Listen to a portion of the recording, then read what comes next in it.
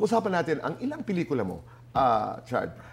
Una, yun, sinabi mo nga, hihintayin kita sa langit. Yes. I mean, I think that's a classic. It Sa is. pelikulang ito po ay nanalo si Richard ng kanyang unang urian. Yes, alam mo, sabi ko nga, when I won that Urian, naiyak talaga ako. Kasi years prior to that, I've been nominated so many times. Siguro 7, 8, 9 times. Hindi ako manalo.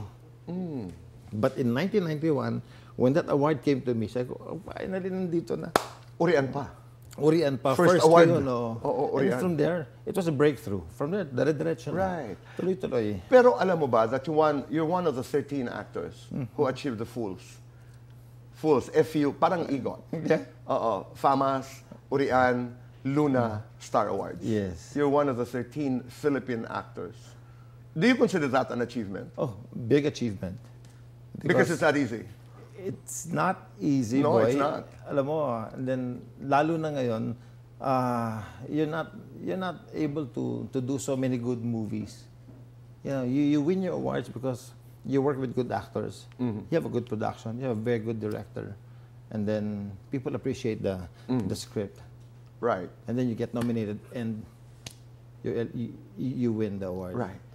Hindi na madalas mangyari yun, boy. Ilan na lang yung nakakagawa ng ganun. So I'm very Lucky. fortunate Yeah. on that aspect. That's right. Hihintayin kita sa langit, powerful movie. You did that with Don Zulueta. Yes. Kayo ni Don nun? Naging mag-boyfriend-girlfriend kami when we were shooting Because of that movie? Because of that movie. Okay. Alam ko, boy, na nung first time namin nag-meet ni Don, tapos first day of shooting namin, we were in Batanes. Tapos, sabi ko, ang ganda ng yung ganda ng vibes namin dalawa. Sabi ko, baka maging girlfriend ko to. Meron kang ganun, Oo. ha? Okay. Nagkatotoo. Oo. Then we were together for For over quite a 2 while. years. Yeah. Pag-usapan natin yung pelikula mo with Maricel. Ikaw pa lang ang minahal. Naalala mo? Reyna Films. Reyna Films Oh, muli. ikaw palang minahal. Pero dito nanalo ka rin ng Urian, tama? FAMAS. Yes. Oo. Your second Urian Yeah. and you won a FAMAS. Yes. Oo. Maricel, nakasama mo sa Inday Inday Bote was Bote. my starring movie. first. Yeah. Pero hindi naman para sa'yo yun. Para kay Gabby Concepcion Para kay yun. Gabi yun. Anong nangyari doon? Ba't napunta sa'yo? Alam mo, I was in Regal at the time. Kasama ko si Douglas. Douglas Points, Douglas Quijano. the manager. In-offer sa akin yung movie The Scorpionites. Sabi ko, hindi ko yata kaya ito. May mga ubat-ubat, may mga may nilalabas yung pototo, yung mga ganun. Sabi ko, Dogs, hindi ko kaya to. Talaga? Hindi ko kaya to, Dogs. So, binalik ko sa hindi ko kaya. Sabi niya, sige, don't worry, punta tayo kay Mother. So, we went to Mother Lily. Sabi niya, ayaw mo? O, sabi niya, buti na lang. Sabi niya, okay lang. Sabi niya, dito lang, Warlight. Sabi niya, Warlight. Oo.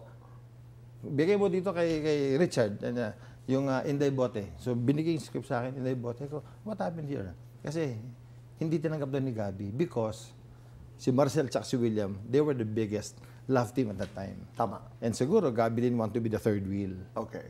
Eh, sino ba naman ako? Hindi pa akong pangalan. Binigay sa akin, okay, sige. So, after mga 3-4 days, shooting na ako ng Inday Bote. Okay. Ganun lang kabilis. Ganda ng kwento, no? Scorpionites, nagsisisi ka na hindi mo ginawa. Hindi. Hindi ako nagsisisi.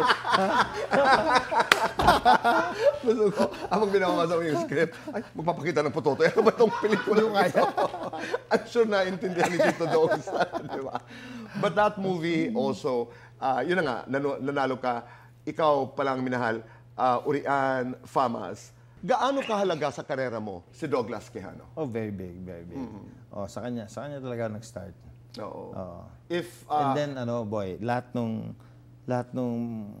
ginagawa ko sa showbiz, up to now, karamihan nun is because of yung mga turo sa akin ni Boy, ni Douglas. Oo. Yeah. He was loved. Alam mo, I'll tell you one. Sabi niya, alam ko sisikat ka, sabi niya. Alam ko sisikat ka. Halika, sasama kita sa mga bar. Sa niya, yung mga pick-up bar. Sasama kita ngayon because eto, hindi mo ito gagawin pag may pangalan ka na.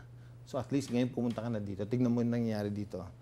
So during that time, dahil iba-ibang mga bar, kalimutan ko yung mga pangalan. Pag nakita mo, mga pick-up joint talaga. Dahil mga babae, kung ano. That was Douglas Quijano. pag sumikat ka, huwag ka nang papasok dito. Ha? Right. Huwag mong pupunta itong mga lugar na to.